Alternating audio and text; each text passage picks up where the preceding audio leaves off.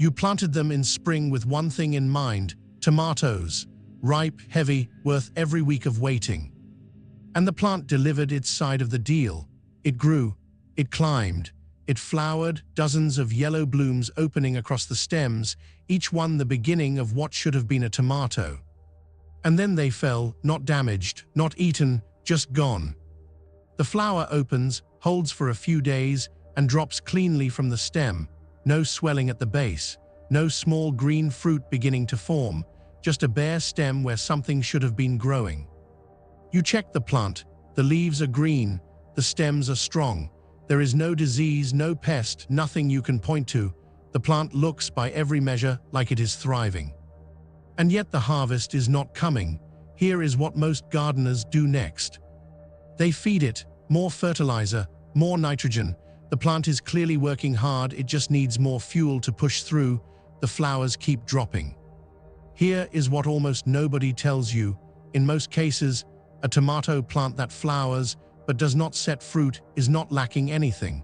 It is being prevented. Something in the conditions around that plant, temperature, humidity, the fertilizer you have been giving it, is physically stopping the process of pollination from completing. And the most common fix gardeners reach for is, in many cases, actively making the problem worse. Part 1. The 50-hour window most gardeners never know exists.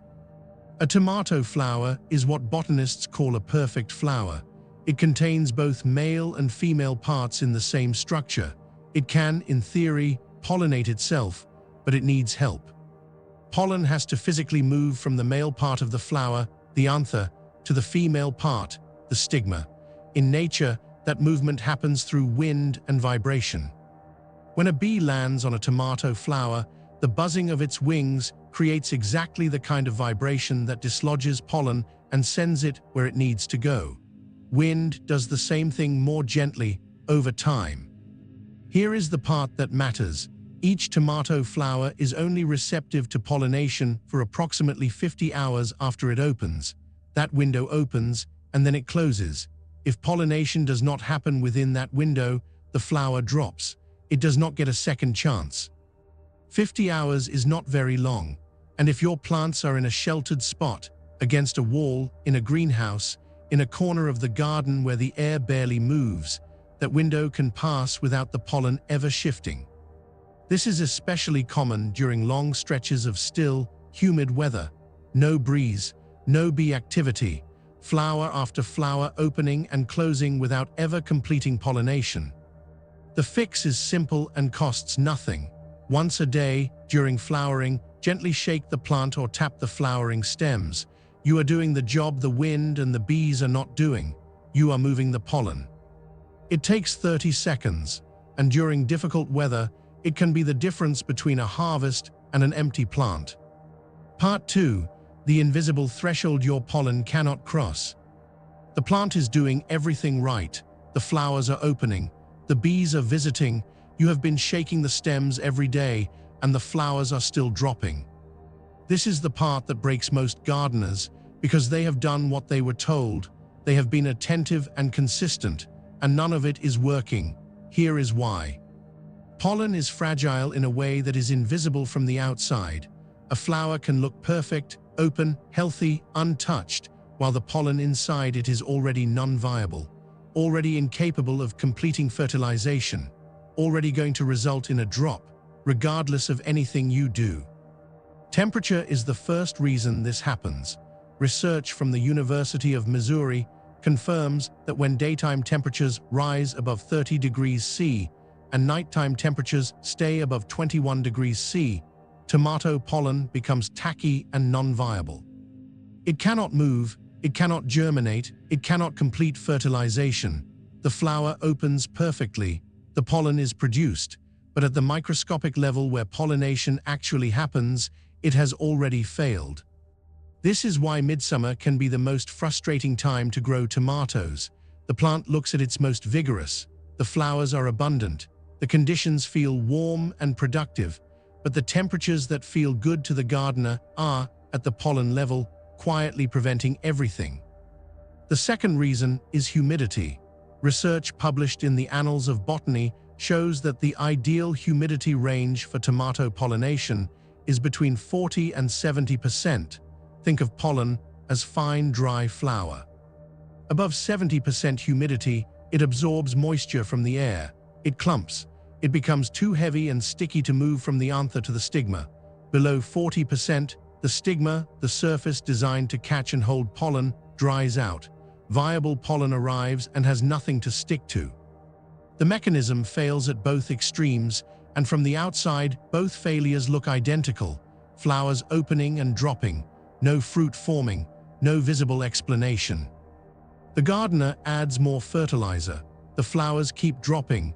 What the plant actually needs is for the weather to change, or for the gardener to understand that during extreme conditions, this is temporary. Most tomato plants will resume setting fruit once temperatures moderate. The crop is delayed, not lost. Part 3. The fertilizer that is working against you. Here is the part that surprises most people. A tomato plant that is lush, dark green, and growing vigorously, but producing no fruit, is often being overwhelmed. Specifically, overwhelmed with nitrogen. Nitrogen drives vegetative growth. Stems, leaves, the deep green color that makes a plant look thriving and healthy. When nitrogen levels are high, the plant responds by doing what nitrogen tells it to do. It grows. It puts its energy into producing more stems and more leaves. Fruit production is a different process entirely. It is the plant's reproductive phase. And when nitrogen is abundant, the plant stays locked in its vegetative phase. It keeps growing. It may even flower. But those flowers drop without setting because the plant's energy and resources are directed elsewhere. Upham, horticulture expert at Kansas State University, put it plainly: over-fertilized tomatoes will produce a large, apparently healthy plant with no flowers, or flowers that do not set fruit. The gardener sees a struggling plant and adds more fertilizer. The plant grows more vigorously. The flowers keep dropping. The problem deepens while looking, from the outside, like progress. The fix is to stop feeding nitrogen entirely once the first flowers appear, and switch to a fertilizer with a higher phosphorus content. Phosphorus supports root development and fruit production. It pushes the plant toward its reproductive phase rather than keeping it in its vegetative one. Look for a tomato-specific fertilizer where the first number on the label is lower than the second. That ratio tells you what the fertilizer is actually doing. Part 4. What to check and in what order. If your tomatoes are flowering but not setting fruit, work through this in order before doing anything else. First, check the temperature. If daytime highs have been above 30 degrees C consistently, the plant is not failing. It is waiting. Shade cloth over the plant during the hottest part of the day can help moderate conditions. Cherry tomatoes are significantly more tolerant of heat than larger varieties and will often set fruit in conditions that cause larger types to drop completely. Second, check whether the plant is getting movement. If it is sheltered, still air, or in a greenhouse, pollination may simply not be happening mechanically. Shake the flowering stems gently every day. It costs nothing and can make an immediate difference. Third, check what you have been feeding it. If you have been applying a general purpose or nitrogen-heavy fertilizer, stop. Switch to a low nitrogen, higher phosphorus feed. Give it 2 to 3 weeks before expecting to see the change reflected in fruit set. Fourth, check your watering. Erratic watering, dry for several days, then a heavy soak, creates stress that causes blossom drop independently of everything else. Consistent moisture is not just about the roots. It is about keeping the plant stable enough to complete pollination and begin fruit development. The flowers on your tomato plant are not a sign that something is wrong. They are a sign that the plant is ready, that it has done everything it can do up to this point. What happens next, whether those flowers become fruit, depends on a narrow set of conditions that have nothing to do with effort and everything to do with understanding what the plant actually needs at this specific stage of its life. Now you know what to look for. And if your tomatoes are already setting fruit, but the leaves are still giving you trouble, everything you need is in the last video. It is linked on screen right now. There is one more thing worth knowing. We have talked about flowers dropping before fruit sets, but there is a problem that comes later, one that arrives after the fruit has already formed, already grown, and is sitting on the vine looking almost ready to pick, and overnight, something splits it open. Most gardeners blame the rain. The real reason is something that has been building for weeks, and it starts long before the crack appears. That is what the next video is about. Subscribe so you are there when it goes up, and leave a comment below. Are your tomatoes setting fruit this season, or are the flowers dropping? What you tell me shapes exactly what comes next.